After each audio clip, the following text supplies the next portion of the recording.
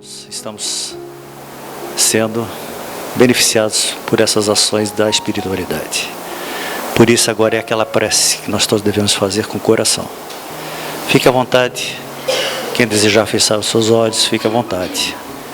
E podemos dizer assim: Senhor, estamos aqui reunidos em nome de Jesus para aprendermos realmente a amar. Esse amor incondicional que é necessário à nossa evolução.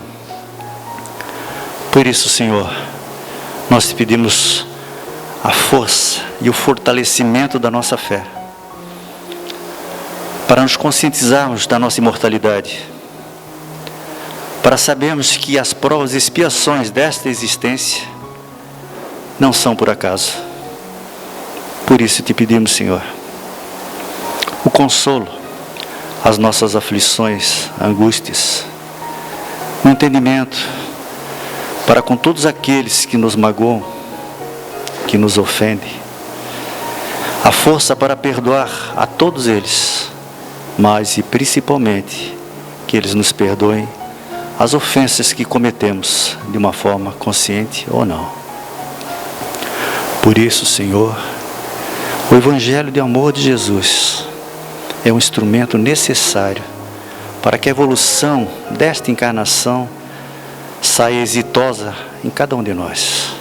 Por isso nós te pedimos esse auxílio e essa misericórdia, que através dos teus mensageiros de amor nos são outorgados a cada instante da nossa existência.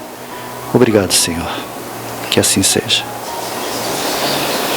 E é com muita satisfação que nós temos aqui conosco o Ayrton Dornelles, que ele faz parte do centro lá de Itapema, Luz do Amanhã, que vai nos falar hoje sobre a saúde e a moral, e que Jesus te intua. Muito obrigado. Queridas irmãs, queridos irmãos, que a paz de Jesus esteja conosco. Dizem os Espíritos que o Espiritismo não veio trazer uma moral nova, veio dar esclarecimento sobre a moral de Jesus. E também o Espiritismo nos mostra Jesus sob novo olhar, um olhar que somente com o tempo poderíamos tentar entender. Nós, quando estivemos na presença dele, fomos testemunha de vários milagres, de várias curas do corpo físico, o que não poderia ser diferente, pois estávamos na presença de espírito de excelsa envergadura moral. E nessa condição, sua simples permanência entre nós produziu fenômenos que preferimos à época entender como milagrosos, impossíveis de serem feitos por outras pessoas. E por isso mesmo, tivemos que trilhar alguns caminhos e melhorar o nosso entendimento intelectual, para que pudéssemos hoje, à luz da doutrina, explicá-los, esclarecê-los e entendermos que eles nada mais são do que o cumprimento da lei divina. Emmanuel, nas primeiras frases que traz na obra Caminho da Luz, quando nos reporta a história da nossa civilização sobre a Terra, já no primeiro capítulo, nos informa que rezam as tradições que no universo existe um grupo de espíritos puros e eleitos pelo Senhor da vida para que possam reger os destinos da humanidade. E desse grupo seleto faz parte Jesus. Segundo consta, esse grupo seleto se reuniu nas proximidades de onde hoje é o nosso globo, a nossa terra, por somente 2 vezes, sendo a primeira por ocasião da definição da existência desse mundo, e a segunda para traçar os planos da vinda do Cristo entre nós. Coube a nossa ciência nos trazer esclarecimento de que o nosso globo, de que nosso planeta Terra tem hoje aproximadamente 4,6 bilhões de anos. Eu vou chamar a atenção para a grandeza, porque esse número foge um pouco aos números que estamos acostumados a lidar. Nós falamos, por exemplo, que Jesus esteve conosco há 2.000 anos, e que Moisés esteve entre nós há aproximadamente 4.000 anos. Nós não estamos falando da casa dos milhares, e nem da casa dos milhões, que seriam 1000 vezes mais. Nós estamos falando na casa dos bilhões. O nosso planeta tem 4,6 bilhões de anos. E há 4,6 bilhões de anos, Jesus já era um espírito eleito, um espírito puro, um espírito crístico. Portanto, esse espírito de alta envergadura intelectual e moral, quando esteve conosco há 2.000 anos, na necessidade de nos trazer o ensinamento, a verdade, a vida, ele necessitou nos tratar como nós tratamos hoje as nossas crianças, e deixar os seus ensinamentos escritos em pequenas histórias, que nós conhecemos por parábolas, para que pudéssemos, ao longo de muitos anos ainda, extrairmos dessas pequenas passagens o ensinamento que ele queria nos ofertar.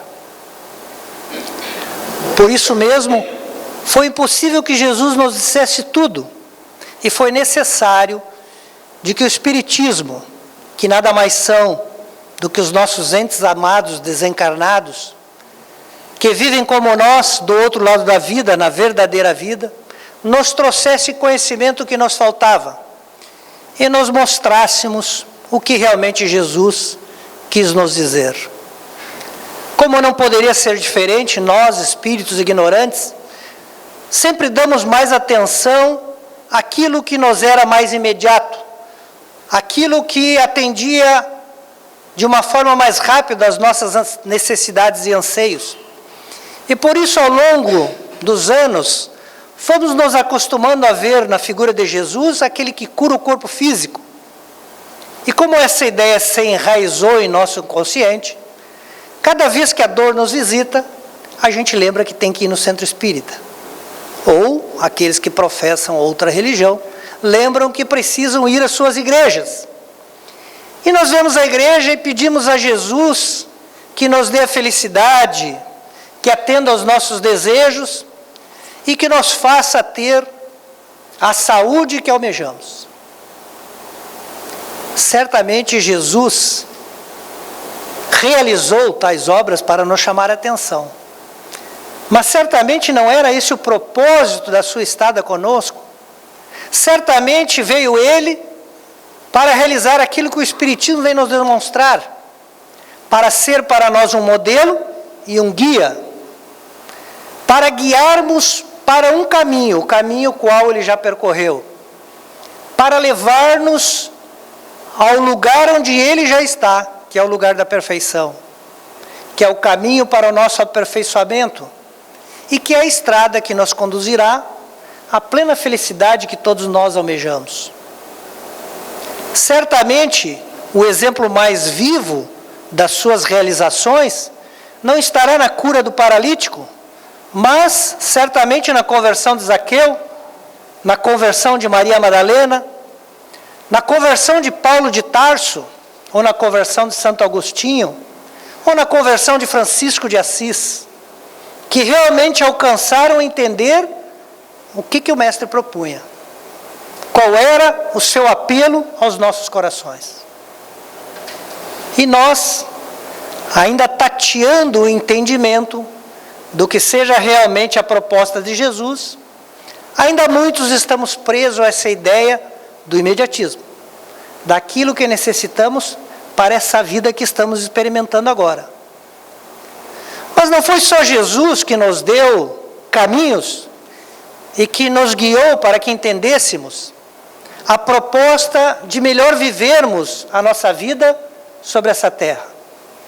Foram diversos os seus emissários que durante a nossa história terrena registraram conhecimentos capazes de nos propiciar uma situação de melhor estada sobre esse orbe enquanto aqui estamos.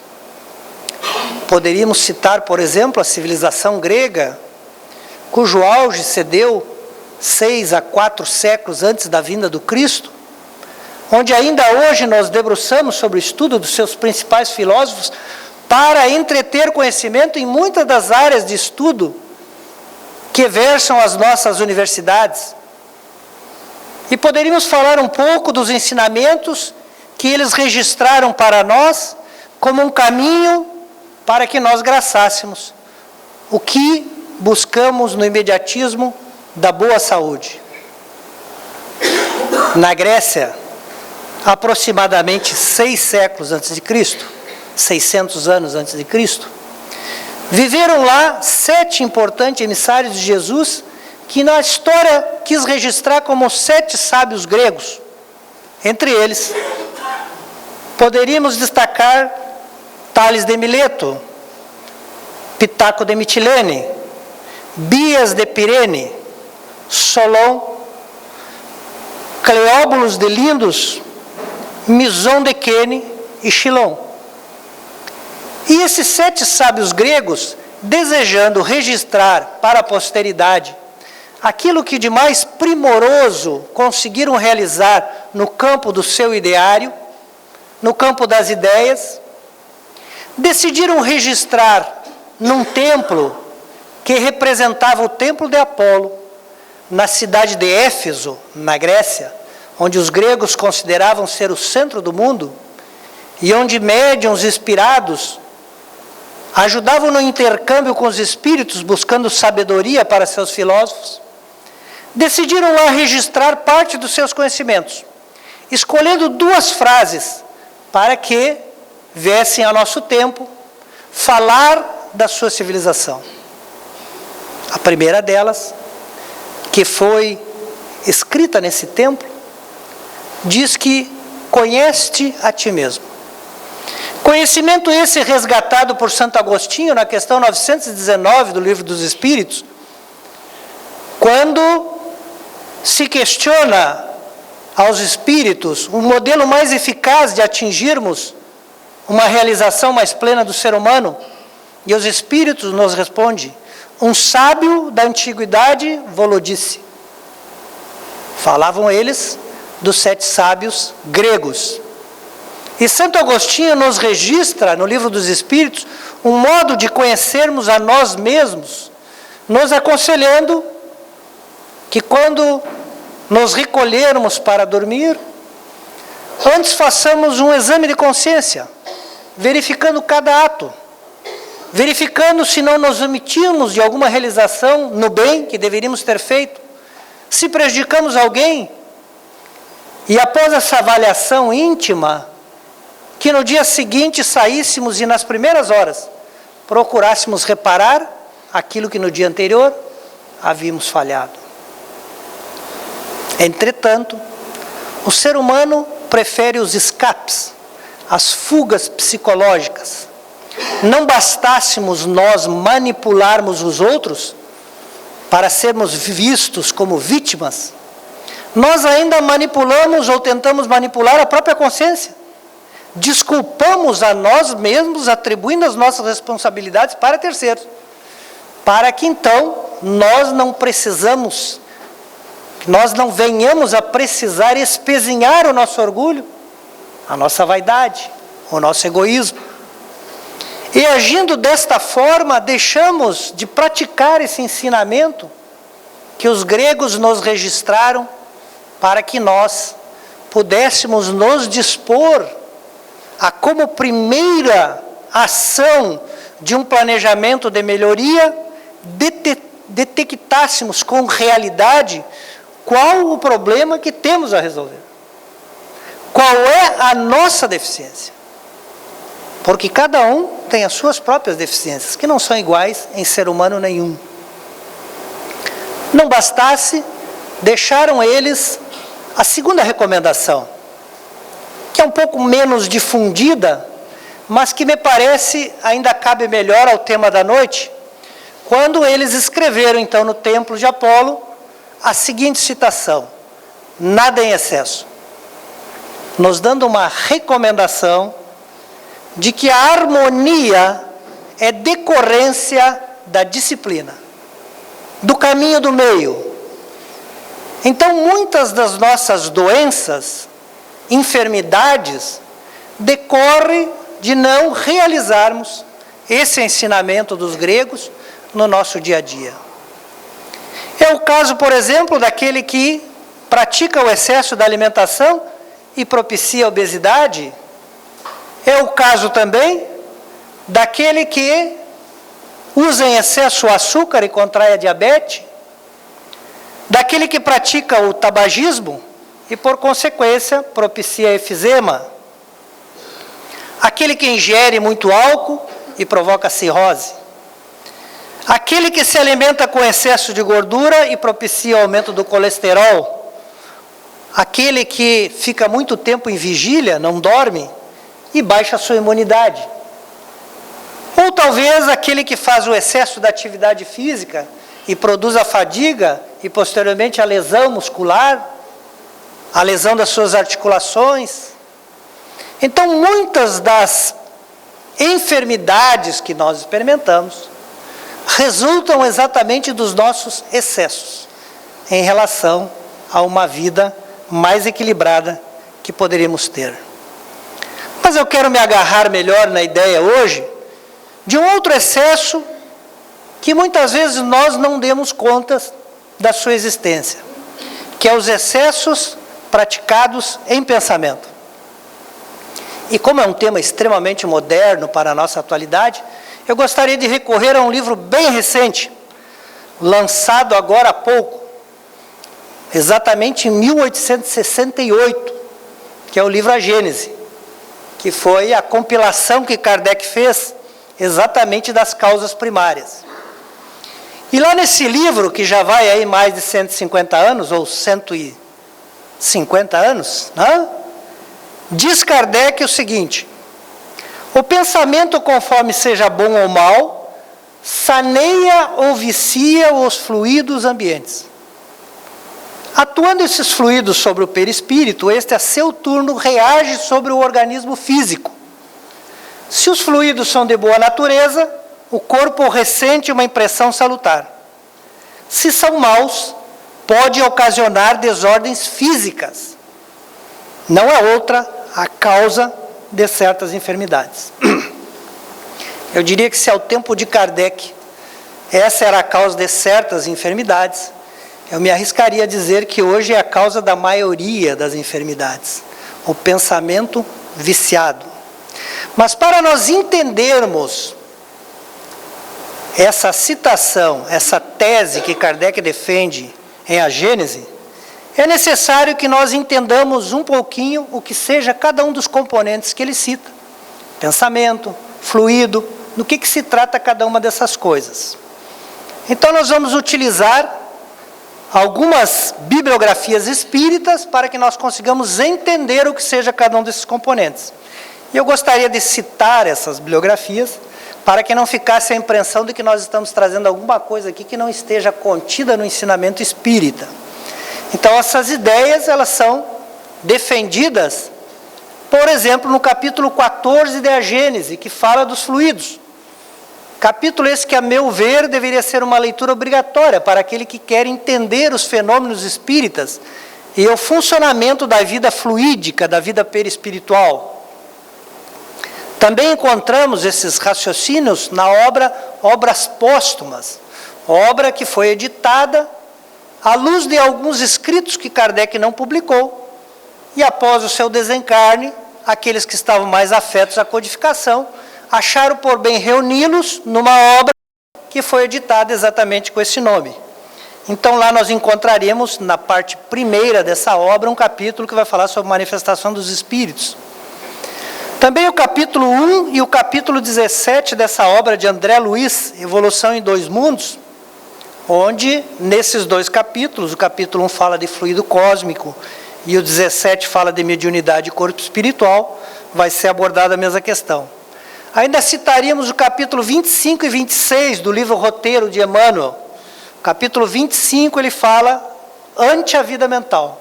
E no capítulo 26 ele fala de afinidades. Então nessas obras todas nós encontraremos as ideias que aqui nós tentaremos explicar. O primeiro entendimento, para nós conseguirmos captar esse pensamento de Kardec, de que o pensamento é a causa de certas enfermidades, é entender o próprio pensamento.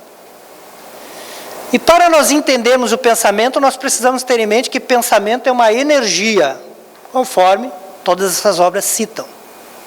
Kardec, por exemplo, nessa obra, Evolução em Dois Mundos, ele vai começar a falar do pensamento e logo adiante ele vai substituir pelo termo fluido mental, para mais adiante ele chamar de matéria mental, nos mostrando que o pensamento é matéria. E aí nós precisamos examinar a questão 27 do Livro dos Espíritos, quando Kardec pergunta se existem dois elementos primitivos, criados no princípio por Deus, a matéria e o princípio inteligente. E os Espíritos respondem, sim, esses dois são os elementos primeiros criados. A eles se une o primeiro, que é o Criador, formando a Trindade Universal. Para que a gente consiga entender minimamente isso, nós diríamos que nós espíritas classificamos ou damos como definição de Deus a causa primeira de todas as coisas. A inteligência primeira, causa primeira de todas as coisas. Está na primeira questão do Livro dos Espíritos. Por que inteligente? Inteligente porque sua obra é inteligente. Alguém que faz uma obra inteligente necessariamente tem que ser inteligente também. Por que a causa primeira?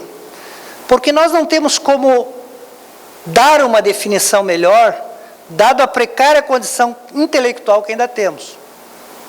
Então, se nós remontarmos a origem de cada coisa que existe no universo, no princípio alguma coisa terá gerado isso. Mesmo para aquele que é ateu, para aquele que não acredita em Deus, ele não pode, de maneira nenhuma, negar um princípio científico, que é o princípio de causalidade. Para todo efeito, há uma causa. A ciência diz isso, assim como o Espiritismo. Então, mesmo para quem não acredita em Deus, se nós perguntássemos, você não acredita em Deus? Não. Mas quem criou o nosso planeta? Foi a natureza. Quem criou a natureza? Quem criou a natureza foi a eclosão dos astros. Quem criou a eclosão dos astros? Quando ele chegar à última alternativa, que ele não tem mais o que dizer, para ele, aquilo é Deus. Para nós, exatamente o mesmo conceito. É o que originou tudo. E no princípio, Deus, em todo o universo, contemplou dois tipos de elementos, que nós vamos chamar de elementos, para que seja mais fácil entendermos. Talvez o termo seja inapropriado. Kardec falará em princípios, porque ele está falando da origem. Na origem, aquilo tinha um princípio. Um dos princípios, em algum momento esse princípio, que Kardec chama de inteligente, ele originou seres inteligentes. Originou o que nós chamamos espíritos. Da outra parte, do outro elemento material, tudo que não é espírito se originou dali, da matéria. Não existe um outro elemento. Então nós conhecemos a matéria tangível, que é essa matéria que nós conseguimos perceber com os órgãos deste corpo físico, porque essa matéria vibra numa intensidade que nós conseguimos captar com a nossa percepção, e existem outras tantas matérias que nós não conseguimos captar com os nossos sentidos quando estamos reencarnados, mas que muitos de nós, quando dormem, conseguem captar e ver alguma coisa dessa outra matéria. Para essa matéria, Kardec usará muito o termo fluidos. E por que talvez ele tenha escolhido o termo fluidos? Porque à sua época a palavra fluido foi guardada para alguma coisa que tem mais fluidez. Então era guardada para alguns tipos de gases, para alguns tipos de líquidos, que tinham as suas propriedades menos constantes. E Kardec se apropriou, como o nosso português é limitado, no caso dele o francês, então como a nossa linguagem humana na Terra é limitada, todas as línguas, ele se apropriou desse termo que parecia mais afinizado, que nada mais são do que uma matéria mais rarefeita, uma matéria que não é tão coesa, e consequentemente, essa matéria faz parte da vida que nós temos quando não estamos reencarnados, ou quando estamos em estado de sono. Então a gente vê os relatos nos livros espíritas, que a pessoa se desprende, vai para outro lugar que tem mesa, cadeira, consegue ver os espíritos, tudo porque lá também tem matéria, né? Nós vimos os relatos nos planos que nós não conseguimos perceber, o relato de que há pessoas sofrendo, de que há corpos dilacerados, de que há lama, e de que também há lugares maravilhosos, com construções maravilhosas. Tudo é matéria deste mundo que nós habitamos originalmente. Mas quando estamos encarnados, não conseguimos percebê-lo. Para entendermos, nós então, quando fomos criados, vamos ver aqui se todo mundo aqui é inteligente? Todo mundo? Então todo mundo aqui é espírito. Hã? Se tem inteligência, nasceu do princípio inteligente e é espírito. Nunca mais digam que vocês são, nunca mais diz o meu espírito. Não, vocês são espírito. Muito bem, quando nós fomos criados como espírito, o espírito não tinha forma, ele não conseguia ser percebido, porque ele não era matéria. Então foi necessário que nós habitássemos o primeiro corpo, um corpo que nós teremos sempre. Estando encarnado ou desencarnado, ele fará parte da nossa vida. E é esse corpo chamado perispírito que consegue atuar sobre a matéria mais tangível. Nós somente trocaremos desse corpo perispiritual ou perispírito quando nós formos habitarmos outros planetas. Aí o perispírito terá necessidade de ser constituído de materiais daquele planeta para agir sobre a matéria daquele planeta. Muito bem, quando nós reencarnamos, em cada encarnação nós ganhamos um outro corpo de matéria densa, que a gente conhece, nasce bebezinho, né? Depois fica muito jovial, muito vital, muito grande, e termina a vida no declínio, né? Como todos nós até a morte. Então esse corpo material, nós conhecemos alguma coisa dele. Nós sabemos que esse corpo material está imerso num ambiente, numa atmosfera da Terra, onde dali ele tira determinados elementos que ele absorve e são essenciais para a sua sobrevivência. Por exemplo, todos nós agora estamos respirando. Ao respirar, a gente capta os gases que tem na atmosfera, ingere, retém o oxigênio, transforma parte desse ar em gás carbônico e espelha o que não nos interessa é o gás carbônico, não é isso? Se o corpo físico funciona assim, como será que funciona o nosso segundo corpo, que é físico também, mas que é menos denso? Exatamente da mesma forma. Então nos ensina os espíritos, especialmente na Gênese, que nós todos estamos imersos num fluido, que os espíritos chamam de fluido cósmico universal. Para um entendimento similar, nós diríamos que é o pensamento de Deus. Todos nós estamos emergidos nesse pensamento que é o fluido cósmico universal. E o nosso perispírito, que é matéria, para sobreviver, para continuar sua vida, ele faz exatamente o que o nosso corpo faz. Ele absorve dessa atmosfera determinados fluidos, ele assimila alguns, ele produz outros, e aquilo que ele produz ou que não lhe interessa, ele devolve a essa atmosfera. Uma das coisas que o perispírito produz é o pensamento. E esse pensamento, ele guarda as mesmas características de toda energia. Opa, mas energia não é matéria. Claro que é. E quem disse isso nem foi um espírita. Os espíritas também dizem. Mas a ciência já provou a mesma coisa. Que Jesus, que reencarnasse entre nós, lá na Alemanha, um dos seus enviados foi Albert Einstein, foi prêmio Nobel em 1929, prêmio Nobel de Física, que depois erradicou-se nos Estados Unidos, onde foi convidado a lecionar numa das suas grandes universidades. E ele nos deixou uma fórmula que está na cabeça de muitas pessoas que passaram por isso no segundo grau, tinha que decorar, que nos mostra que energia é matéria, diz ele. Energia é igual a massa vezes a velocidade da luz ao quadrado. Vamos começar no final. O que é a velocidade da luz? A velocidade da luz, ela foi definida em 300 mil quilômetros por segundo. O segundo é rápido, né? Em 1 minuto tem 60 segundos, então é muito rápido. A luz iria 250 vezes a Chapecó e voltaria nesse período de 1 segundo. Então, o que tem massa? O que tem massa é a matéria. Massa não é o que a gente Melhor ainda, massa é o que a gente normalmente chama de peso. Né? Quando a gente sobe na balança e diz, eu estou com tal peso. Não, você está com tal massa. A única coisa que tem massa é a matéria. E a matéria, para os nossos cientistas, a matéria mais rígida, a matéria mais condensada. Nós sabemos que não é verdade, toda matéria tem a sua massa. Então o que Einstein disse é o seguinte, se eu pegar uma massa de qualquer matéria e acelerar, numa determinada aceleração, ela vai se transformar em energia. E, portanto, o inverso é verdadeiro. Toda energia, na verdade, é constituída de corpúsculos de matéria. E, portanto, ali existem átomos. E esses átomos estão, como todos os átomos, em movimento.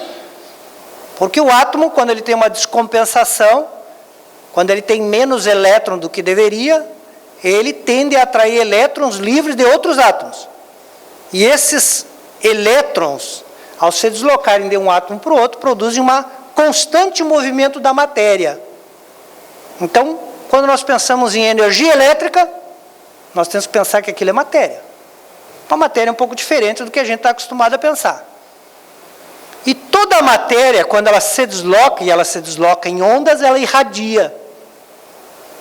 Então, se nós medirmos num fio condutor a corrente elétrica que está ali, nós perceberemos que a uma certa distância do fio condutor também há um campo onde essa força atua. Tudo isso vale para o perispírito, porque o perispírito também produz o pensamento. O pensamento é uma energia. E mais que isso, diz Kardec, nós, através dos nossos pensamentos, construímos uma atmosfera ambiente para nós. É o que André Luiz, por exemplo, nessa obra, vai chamar aura. Então vamos recapitular. Eu sou espírito, tenho meus sentimentos, meus desejos, minhas vontades. A partir desses desejos, pensamentos e vontades, eu manipulo os fluidos do ambiente que eu absorvo e produzo outros. Dentre eles o pensamento. Esse pensamento fica como que à minha volta. De tal sorte que para os espíritos mais evoluídos, esses pensamentos funcionam como uma televisão. Eles chegam, nos olham e percebem nessa atmosfera fluídica do perispírito o que está se passando com a gente. Por exemplo, o que está nos afligindo, o que está nos deixando feliz. Muitas vezes o que nós já vivemos está ali registrado claramente. Ocorre que esse pensamento se carrega das emoções e das intenções do emissor, como na eletricidade. Quando um motor produz a diferença de potencial para que os elétrons se movimentem no fio condutor, aquele fio condutor estará impregnado da vontade do motor, ou do modelo em que aquele motor foi desenhado, foi projetado. Ele produzirá energia naquele modelo. E nós também fazemos a mesma coisa com o pensamento. Nós impregnamos no pensamento exatamente aquilo que nós desejamos, aquilo que temos vontade. É por isso que os espíritos nos dizem, no mundo espiritual, as realizações, as construções são feitas a partir de pensamento e vontade. Então são os nossos amigos espirituais, que muitas vezes muito mais capacitados que nós, que através do seu pensamento e vontade, constroem lá determinada habitação para que nós, ao desencarnar, possamos ter aonde ficar. Ocorre que não é só eles que fazem isso, todos nós fizemos isso. E quando nós passamos a condição de humanidade, nós ganhamos um atributo ao nosso pensamento, que é o pensamento contínuo. Ou seja, nós não conseguimos parar de pensar. Se eu dissesse para vocês, pare de pensar por alguns minutos, vocês ficariam exatamente assim. Não pensa, não pensa, não pensa, não quero pensar, não quero pensar, não quero pensar. Ou seja, vocês estariam pensando em não pensar. Não tem como desligar a mente. Então quer dizer que nós estamos construindo pensamentos todo o tempo. Mas pensamento é matéria, e essa matéria me envolve. Dizem mais os amigos espirituais. Atendendo às propriedades da matéria, toda a matéria está sujeita à atração. E à repulsão, consequentemente. De tal sorte que essas energias em volta de nós têm as propriedades do magnetismo. E no magnetismo, segundo nos revela Kardec, os iguais se atraem e os contrários se repelem. Então vamos lá, estou produzindo pensamentos, esses pensamentos estão edificando, construindo uma habitação em torno de mim, o que Kardec chamará de atmosfera espiritual. Essa atmosfera está carregada, impregnada dos meus pensamentos, esses pensamentos estão impregnados das minhas intenções, das minhas emoções, e eles vão atrair quem está similar. Com uma diferença em relação à eletricidade e aos materiais mais tangíveis. A situação de espaço é rompida, ou seja, no momento em que eu produzo determinada matéria mental de certa qualidade, exemplo, uma matéria impregnável, impregnada da minha emoção raiva, eu posso me ligar com alguém que está do outro lado do mundo, um japonês, porque não tem a condição de espaço em relação a essa matéria, que vibra na mesma sintonia comigo, e eu começo a trocar com ele a mesma energia. E assim como com ele e com todos que estão nessa sintonia. É por isso mesmo que os espíritos responderam à questão, se os espíritos influenciam na nossa vida, os espíritos responderam que a mais das vezes eles nos dirigem. Porque estamos constantemente ligados a todo mundo que está na nossa vibração. A nossa sintonia faz um cordão energético com todos. Então, basicamente, nós irradiamos em conjunto uma realização naquele momento. E isso vale para as coisas boas e para as coisas más. Então, por exemplo, se nós dedicamos o nosso tempo a prestar atenção, a colocar a nossa mente sobre alguma coisa que não é salutar, e a nossa consciência sempre nos indica o que é bom e o que é ruim, o que é salutar e o que é vicioso, se nós colocamos a nossa atenção sobre os nossos vícios, sobre nossas paixões, nós carregamos os nossos pensamentos com aquelas emoções de egoísmo, de maledicência, de desejo de vingança. E aquilo vai aos poucos transformando o meu ambiente íntimo. E aquele ambiente íntimo vai fazendo intercâmbios com todo mundo que está sintonizado na mesma frequência. Então, de uma certa forma, a gente passa a ser influenciado por essa corrente. Tanto para mudar o nosso modus operandi, para a gente trocar de pensamento, quanto para reunir forças para a realização. Porque o pensamento, sendo matéria, vai reagir sobre o ambiente, especialmente sobre o nosso corpo físico. Agindo sobre o nosso corpo físico, esse ambiente espiritual vai causar uma impressão no perispírito. E essa impressão, se for negativa, vai desarmonizar o nosso corpo fluídico. Quem faz o meio de campo entre o espírito e o corpo físico é o perispírito. Então, as ordens que o perispírito começa a comandar por os nossos sistemas endócrinos, por o nosso sistema nervoso no corpo, vão ser informações incompletas ou indevidas. E então, aquele que deveria reger com harmonia a vida física, que é o perispírito, começa a reger com desarmonia o corpo e causar as doenças.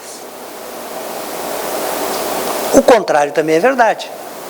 Se nós, por exemplo, elevamos o nosso pensamento, uma leitura edificante, uma boa palestra, se nós assistimos um bom programa de televisão, se nós fizermos uma reunião em família, se nós fizermos o evangelho no lar, agora há pouco estava passando um slide que dizia que a gente deveria se abraçar, se a gente se abraça, e ninguém abraça o outro pensando em quebrar a costela, normalmente a gente abraça para demonstrar a afetuosidade que está dentro dos nossos pensamentos.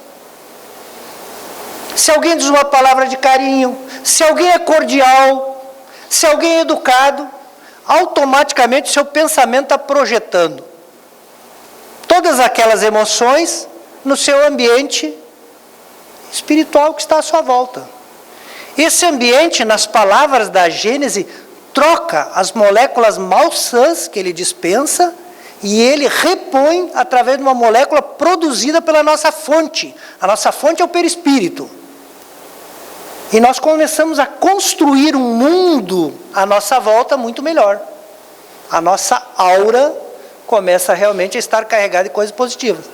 Nesse momento nós passamos a nos sintonizar, molécula a molécula, com quem está vibrando como nós, com quem tem afinidade com o nosso pensamento. E nessa afinidade nós duplicamos as nossas forças de realização. É por isso que Jesus vai dizer para os apóstolos, quando eles dormem, ele diz, olha, eu vou ali orar, vocês fiquem vigilantes. Quando ele volta, está todo mundo dormindo. Naquela noite ele ainda seria preso. E ele diz, orai e vigiardes para não cair em tentação. O que Jesus quis dizer para todos nós? Porque Jesus nunca falou para os apóstolos, falou para todos nós. Ele está dizendo exatamente o seguinte, vigia o teu ambiente. Se você notar alguma coisa diferente, ou sem notar alguma coisa estranha, você ora. Porque daí você vai mudar a tua onda mental. Mudando a tua onda mental, você vai mudar o teu ambiente íntimo. O teu reino de Deus começa a ficar brilhante, bonito. E aí você começa a sintonizar com entidades superiores. E as tuas forças de resistir ao mal aumentam significativamente. O perispírito se harmoniza e dá saúde ao nosso corpo físico. Porque comanda célula a célula, tudo direitinho como estava planejado. Então, dessa forma, nós encontramos no pensamento tanto a maneira de sanearmos os nossos fluidos, quanto de viciarmos os nossos fluidos. A escolha é sempre nossa. E essa questão já foi levantada junto aos espíritos na questão 909, quando Kardec perguntou para os espíritos se nós teríamos em nós forças necessárias para vencer as nossas paixões, para mudar a nossa vida, para termos uma vida diferente de realizações. E os espíritos responderam, claro, o que falta para vocês é a vontade. Ah, quão poucos têm a vontade. Então nós temos hoje condição de mudar a nossa vida se nós assim o desejarmos. Se nós desejarmos debruçar a nossa mente sobre aquilo que nos eleva e não sobre aquilo que nos traz cada vez mais a animalidade, que foi o estado que experimentamos logo ali atrás. E nós prestamos atenção a mais das vezes para aquilo que estamos olhando, mas isso nem sempre acontece. O aluno vai na aula, chega em casa, a mãe pergunta, o que hoje teve na aula lá com a professora? Ela disse, não faço nem ideia. Ele estava lá, a professora estava na frente dele, a professora chamou várias vezes ele, Joãozinho, presta atenção, Joãozinho. Ela viu que ele não estava com atenção. E o Joãozinho não estava com o pensamento lá. A mente dele não estava debruçada sobre a aula. Agora, nesse momento que eu falo, alguns me ouvem e tentam, na sua mente, construir aquilo que eu estou falando, que é a única maneira que nós temos de entender. Nós temos que construir dentro da nossa mente a imagem que a pessoa está tentando nos mostrar. Senão não ocorre entendimento. E essa imagem é plasmada e vira matéria. Outros estão pensando no carnê que tem que pagar de manhã, né? Vão chegar em casa, a esposa vai ficar brava porque chegou tarde, né? Que o carro está estacionado no lugar errado, quem sabe os amigos já levaram. Então, cada um de nós debruça o nosso pensamento, a nossa mente, a nossa atenção onde quer. Mas, dependendo do lugar onde nós debruçamos a mente, nós passamos a irradiar os nossos pensamentos. Quando nós abrimos o WhatsApp com aquela informação do amigo que sempre manda o lembrete do que nós fazíamos antes de nos tornarmos espíritas, né? Das nossas paixões, das coisas fúteis, das coisas que não nos interessam mais, a gente, para entender o que ele mandou, a gente presta atenção. Prestou atenção e emitiu um pensamento. Emitiu um pensamento, construiu alguma coisa em volta de nós. Dá para todo mundo sair daqui e dizer para o amigo, não me manda mais esse tipo de mensagem, que isso não faz bem para a minha saúde.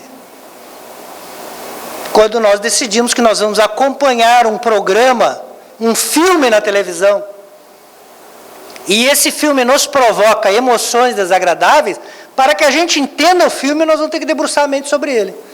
Para que a gente entenda o que está aparecendo na televisão, o que está dando no som, a gente vai ter que construir na nossa mente o quadro que está lá na televisão. Quando nós construímos esse quadro, aquilo é pensamento. E nós plasmamos aquela mensagem, carregada dessas emoções que sentimos em volta de nós. O que pode não ser de nosso interesse. Então a lei é esta. A lei do universo, a lei da matéria, a lei do magnetismo, nós não temos como mudar. O que nós podemos mudar é o nosso desejo.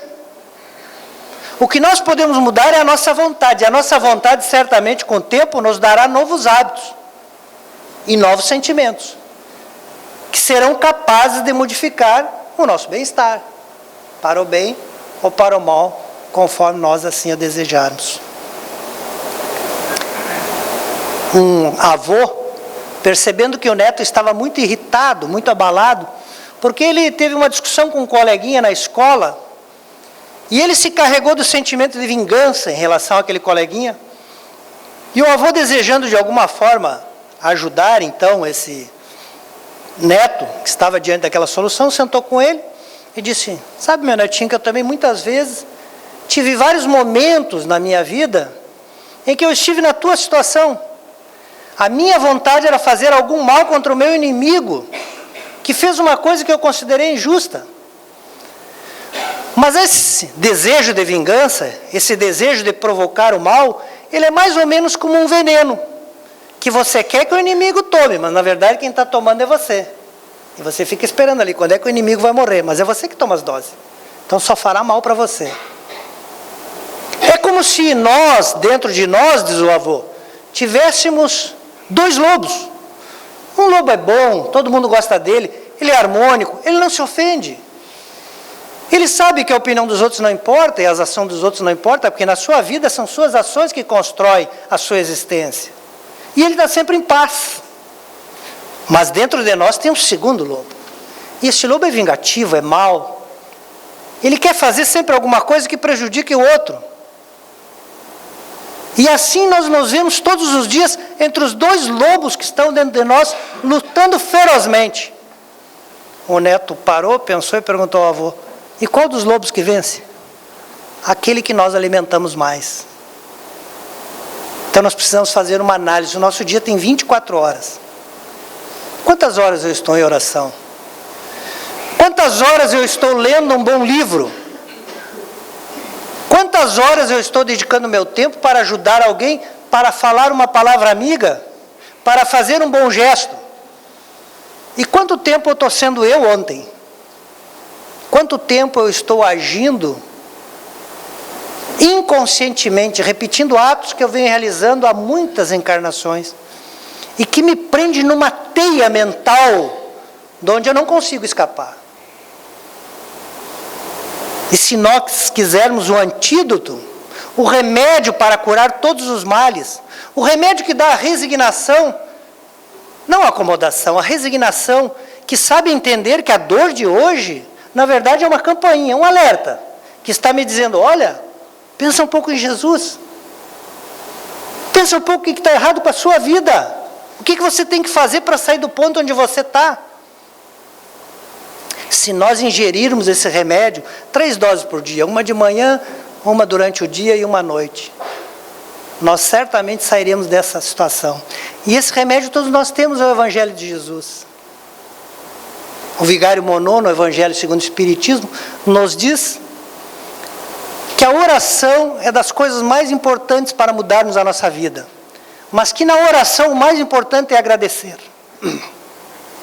Se todos nós fizéssemos um instante de conhece-te a ti mesmo.